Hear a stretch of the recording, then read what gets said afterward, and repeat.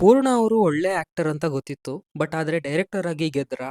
ಹೊರಗಡೆ mother promise ಸಿನಿಮಾಗೆ ತುಂಬಾ ಹೈಪ್ ಇದೆ. ಸಿನಿಮಾದಲ್ಲಿ ಅಷ್ಟು ಕಾಮಿಡಿ ಇದೆಯಾ? ಸಿನಿಮಾದ ಪ್ರಮೋಷನ್ ಸಿಕ್ಕಾಪಟ್ಟೆ ಯೂನಿಕ್ ಆಗಿತ್ತು. ಬಟ್ ಮೂವಿ ಹೇಗಿದೆ? ನನಗೇನ್ ಅನ್ಸ್ತು? ಬನ್ನಿ ಮಾತಾಡ್ಕೊಂಡು ಬರೋಣ. ಆದ್ರೆ ಅದಕ್ಕಿಂತ ಮುಂಚೆ ವಿಡಿಯೋಗೆ ಲೈಕ್ ಮಾಡಿ.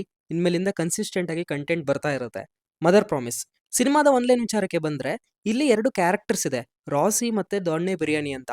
ಇವರಿಬ್ರು ಫ್ರೆಂಡ್ಸ್, ಬಟ್ ಯಾವುದೋ ಒಂದು ಕಾರಣಕ್ಕೆ ಬೇರೆ ಆಗಿರ್ತಾರೆ. ಆ ಕಾರಣ ಏನು? ಈ ಗ್ಯಾಪ್ ಅಲ್ಲಿ ಬೇರೆ ಕ್ಯಾರೆಕ್ಟರ್ಸ್ಗೆ ಆಗೋ ಕಾನ್ಸಿಕ್ವೆನ್ಸಸ್ ಏನು ಅಂತ ಸಿನಿಮಾನೇ ನೋಡಿ ತಿಳ್ಕೊಬೇಕು. ಸಿನಿಮಾದಲ್ಲಿ ನನಗೆ ಇಷ್ಟ ಆಗಿದ್ದು ಇಂಟೆನ್ಷನ್. ಅಂದ್ರೆ ಇದೊಂದು ಕಾಮಿಡಿ ಸಿನಿಮಾ, ಕ್ಯಾರೆಕ್ಟರ್ಸ್ ಇದೇ ತರ ಇರಬೇಕು, ಸಿಚುವೇಶನ್ಗಳು ಇದೇ ತರ ಕ್ರಿಯೇಟ್ ಆಗ್ಬೇಕು ಅಂತ ಪ್ರಾಪರ್ ಆಗಿ ಪ್ಲಾನ್ ಮಾಡಿರೋ ತರ ಇದೆ. ಈ ಸಿನಿಮಾನ ಬೇರೆ ಯಾವುದೋ ಸಿನಿಮಾಗೂ ಕಂಪೇರ್ ಮಾಡೋದಕ್ಕಾಗಲ್ಲ. ಬಟ್ ಸ್ಟಿಲ್ ನನಗೆ ಹಾಸ್ಟೆಲ್ ಹುಡುಗರು ಬೇಕಾಗಿದ್ದಾರೆ ಸಿನಿಮಾ ಬಂತಲ್ವಾ, ಒಂಥರ ಆ ವೈಬ್ಸ್ ಇತ್ತು ಸಿನಿಮಾದಲ್ಲಿ. ತುಂಬಾ ಇಷ್ಟ ಆಗಿದ್ದು ಸೆಕೆಂಡ್ ಹಾಫ್. ಬಿಕಾಸ್ ಆ ಪಾರ್ಟ್ ಅಲ್ಲಿ ಪೂರ್ಣ ಅವರ ಡೈರೆಕ್ಷನ್ ಇಷ್ಟ ಆಯ್ತು. ಆ ಸಿಚುವೇಶನ್ಸ್ ಇಂದ ನಗು ಬರುತ್ತೆ, ಕ್ಯಾರೆಕ್ಟರ್ಸ್ ಬಿಹೇವ್ ಮಾಡೋ ರೀತಿಯಿಂದ ನಗು ಬರುತ್ತೆ. ಪೂರ್ಣ ಅವರಿಗೆ ಒಳ್ಳೆ ಪೊಟೆನ್ಷಿಯಲ್ ಇದೆ. ನೆಕ್ಸ್ಟ್ ಆಸ್ ಅನ್ ಆಕ್ಟರ್ ಅಲ್ದಲೆ ಡೈರೆಕ್ಟರ್ ಆಗಿನೂ ಸಿನಿಮಾನ ಎಕ್ಸ್ಪೆಕ್ಟ್ ಮಾಡ್ಬೋದು.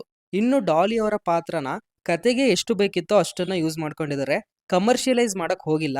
ಮತ್ತೆ ಸಿನಿಮಾ ಪೂರ್ತಿ ನಗ್ತಾನೆ ಇರ್ತೀವಿ ಅಂತ ಅಲ್ಲ, ಬಟ್ ಸಿನಿಮಾ ಎಂಗೇಜಿಂಗ್ ಆಗಿ ಇರತ್ತೆ. ಫಸ್ಟ್ ಹಾಫ್ನ ಕೆಲವೊಂದು ಬಾರ್ ಸೀನಲ್ಲಿ ಸ್ವಲ್ಪ ಕತೆ ಮುಂದೆ ಹೋಗ್ಲಿ ಅನ್ನೋ ಒಪಿನಿಯನ್ ಬಂತು. ಬಟ್ ಈಗಿನ ಟೈಮಲ್ಲಿ ಕನ್ನಡ ಇಂಡಸ್ಟ್ರಿಗೆ ಬೇಕಾದಂಥ ಸಿನಿಮಾ ಇದು. ಸೊ ಫ್ಯಾಮಿಲಿ ಆಡಿಯನ್ಸ್ಗೂ ಈ ಸಿನಿಮಾ ಇಷ್ಟ ಆಗ್ಬೋದು. ಸೆಕೆಂಡ್ ಹಾಫ್ ನಿಜವಾಗ್ಲೂ ತುಂಬ ಚೆನ್ನಾಗಿ ವರ್ಕ್ ಆಗಿದೆ. ಸೊ ಇದಾಗಿತ್ತು ಮದರ್ ಪ್ರಾಮಿಸ್ ಸಿನಿಮಾದ ರಿವ್ಯೂ. ಚಾನಲ್ಗೆ ವಿಸಿಟ್ ಮಾಡಿ, ಬೇರೆ ಕಾಂಟೆಂಟ್ಸ್ನ ನೋಡಿ, ಇಷ್ಟ ಆದರೆ ಸಬ್ಸ್ಕ್ರೈಬ್ ಮಾಡ್ಕೊಂಡು ಸಪೋರ್ಟ್ ಮಾಡಿ. ಮತ್ತೆ ಯೂನಿಕ್ ಕಾಂಟೆಂಟ್ ಜೊತೆ ಸಿಗ್ತೀವಿ. ಅಲ್ಲಿವರೆಗೂ filmy stuff by Nehal channel ಕಡೆಯಿಂದ ಬೈ ಬೈ.